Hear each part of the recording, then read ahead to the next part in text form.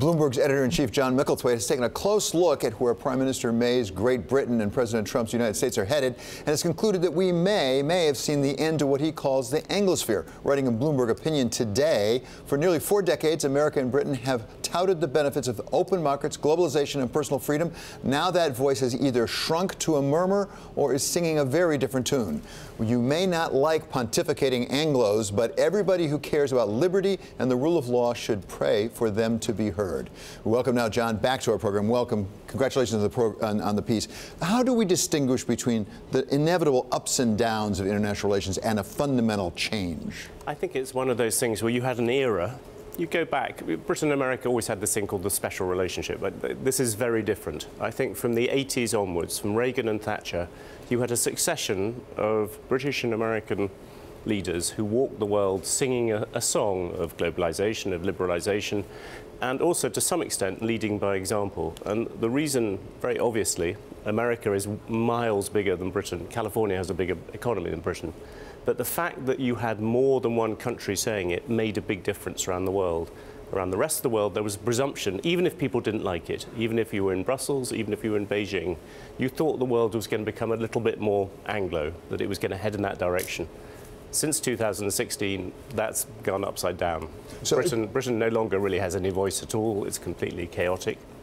And America is singing a very different tune with Donald Trump. It's interesting to me that you referred to Ronald Reagan and Margaret Thatcher, because I was going to say, I actually am old enough to remember 1979. Go back to 1979 when Jimmy Carter was the President of the United States and James Callahan was the Prime Minister of Great Britain, and you could have made a sort of similar argument that things were not going so well. Things were not going at all well then, and you look back at it, and back then I think Britain was both much less successful. There was very little success to point to in Britain in I was living there as albeit a little bit younger than you.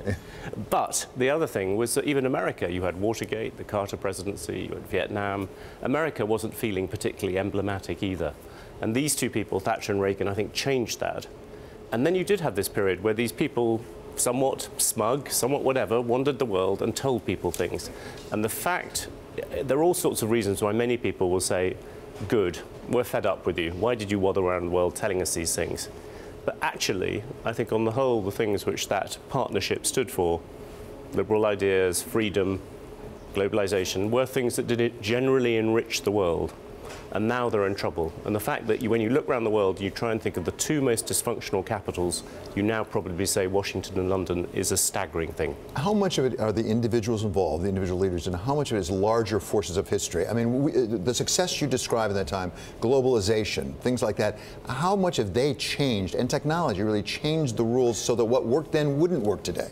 I think there's an element whereby these things build up a wave against themselves. Victor Hugo always had this line, nothing can stop an idea whose time has come. Well, you know, ideas have their time and then they run into the buffers. In this particular case, what's interesting is the very ideas that those British and American leaders, not just Thatcher and Reagan, but Bush and Blair, Blair and Clinton, you know, they wandered the world. Even Clinton and even Cameron and Obama a bit wandered the world saying, this is what you should do. Actually, they stoked up resentment at home. You know, what's interesting is in both Britain and America, the main debate in politics at the moment is how do we keep non-English speakers out of our country? And that is an amazing one. So the question for me then is sort of who takes the role and what that means for companies. So what struck me is President Xi in Davos in 2018, what he had to say about protectionism and trade. Take a listen.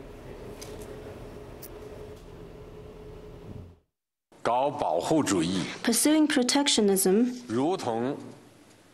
is just like locking oneself in a dark room.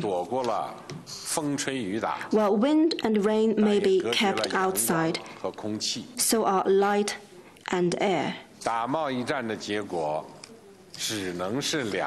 one will emerge as a winner in a trade war. So what's different, it feels this time, is that China is there. Yes, I think that's the interesting thing, is that you go to continental Europe in particular. Paris was never a great fan of the Anglosphere, even if they rather gradually kept on accepting some of its ideals. What's happened is now Britain and America have either been pushed off the stage or withdrawn from it. Is that the voice has not been taken by people like Emmanuel Macron or Merkel. Not really. It's more China, Russia. And actually, I think in some ways that shows that the Anglosphere is still quite a useful idea. I mean, we should all hope, even people who don't like it that much, should all hope that the idea that people are prepared to come back and preach these things will make a difference. And when I look at the Chinese leadership, yes, they do have a message that is attractive in many parts of the emerging world, especially if you're a government. But I'm much more suspicious about whether people will really embrace something which tends to be much more authoritarian. So I think actually, on the whole, you know, we should, if this era has gone, and I'm not saying it's dead yet, but it's certainly in a lot worse condition than it was even 3 years ago. Yeah. I think that is a sad thing.